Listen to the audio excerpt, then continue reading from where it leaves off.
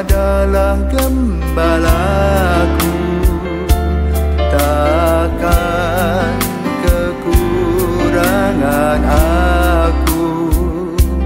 Ia membaringkan aku di padang berumput hijau. Saudara-saudari yang terkasih dalam Kristus, selamat pagi. Salam jumpa lagi dalam Sabda Siap Saji. Sabtu 21 Oktober 2023. Marilah kita berdoa. Dalam nama Bapa dan Putra dan Roh Kudus. Amin. Allah Bapa yang Maha Kuasa, Engkau mengadakan perjanjian dengan umat-Mu. Anugerahilah kami iman seperti Abraham untuk percaya dan berharap hanya kepadamu. Dengan pengantaran Yesus Kristus Putra-Mu, Tuhan kami, yang bersama dengan Dikau dalam persatuan Roh Kudus, hidup dan berkuasa, Allah sepanjang segala masa. Amin. Semoga Tuhan beserta kita, sekarang dan selama-lamanya. Inilah Injil suci menurut Lukas. Dimuliakanlah Tuhan. Sekali peristiwa, Yesus bersabda kepada murid-muridnya, "Barang siapa mengakui aku di depan manusia, akan diakui pula oleh Anak Manusia di depan para malaikat Allah. Tetapi barang siapa menyangkal aku di depan manusia, ia akan disangkal pula di depan para malaikat. Setiap orang yang mengatakan sesuatu melawan Anak Manusia, ia akan diampuni. Tetapi barang siapa menghujat Roh Kudus, tidak akan diampuni. Apabila kalian dihadapkan kepada majelis atau pemerintah atau penguasa, janganlah kalian khawatir bagaimana dan apa yang harus kalian katakan untuk membela dirimu. Sebab pada saat itu juga Roh Kudus akan mengajarkan kepadamu apa yang harus kalian katakan." Demikianlah sabda Tuhan. Terpujilah Kristus. Selamat pagi, Suster. Selamat pagi, Frater. Selamat pagi, pemirsa. Pada hari ini Injil mengisahkan tentang mengimani Yesus. Bacaan Injil hari ini saya kurang paham bagaimana cara mengimani Yesus sendiri. Ya, terima kasih Frater. Selamat pagi para pemirsa semuanya. Baru saja kita mendengarkan yaitu dari Injil Lukas. Yesus mengatakan kepada para muridnya, "Barang siapa mengakui aku di depan manusia, akan diakui pula oleh Anak Manusia di depan para malaikat Allah." Nah, kita sebagai pengikut Kristus ya sudah mengikuti Yesus dalam iman yang Tuhan berikan. Kita bersyukur itu. Nah, dalam mengekspresikan iman kita, tentunya kita harus mengakui. Kita mengakui di depan umum ketika orang bertanya kepada kita. Nah, bagaimana caranya? Menurut Frater, bagaimana cara kita untuk bisa mengakui iman kita? Kan Yesus mengatakan ini mengakui aku. Yang dikatakan aku ini adalah Yesus sendiri, ya.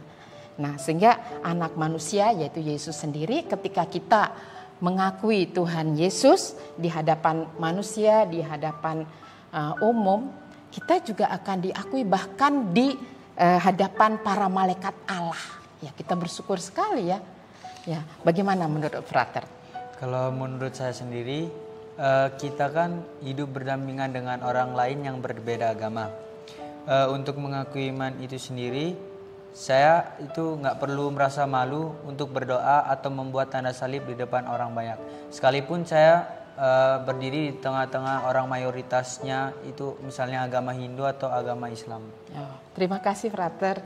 Terima kasih jawaban yang luar biasa ya para pemirsa. dan Frater dan juga saya bersyukur ya.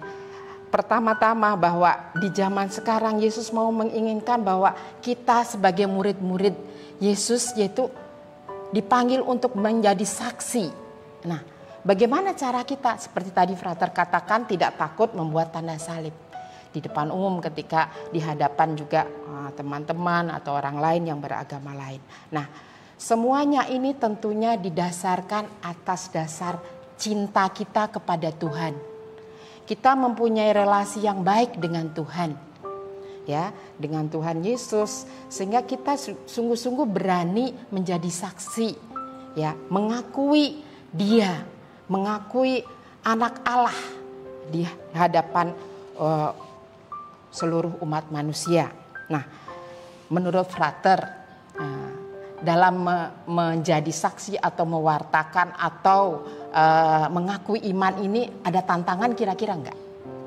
Kalau tantangan sendiri mungkin dikucilkan sih. Ya, Frater merasa takut enggak kalau seandainya dikucilkan? Kalau dikucilkan sih saya merasa masa bodoh aja, Sister. Ya.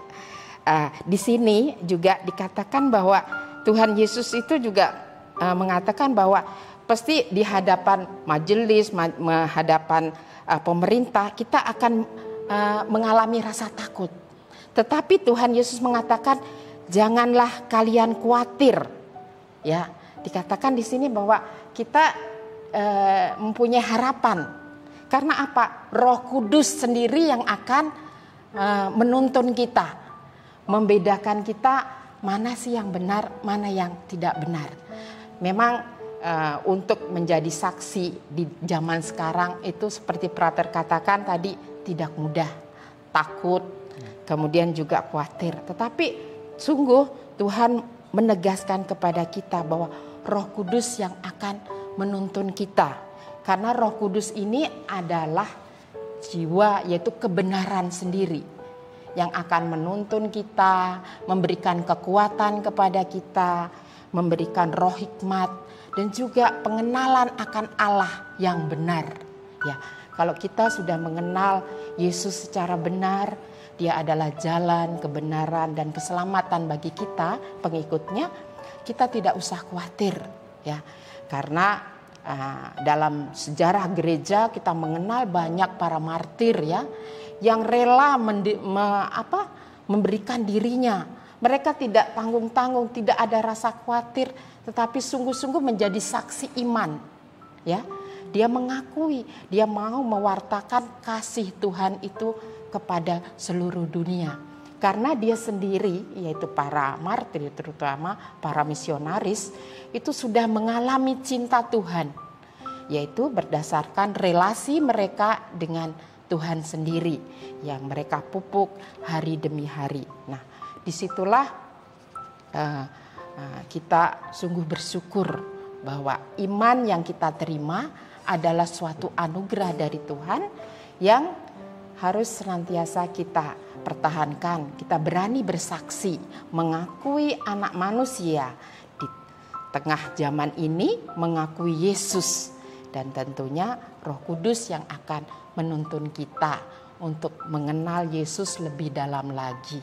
Demikian kira-kira Frater, semoga kita juga sungguh-sungguh mempunyai iman yang kokoh seperti bacaan pertama, yaitu tentang Abraham, ya.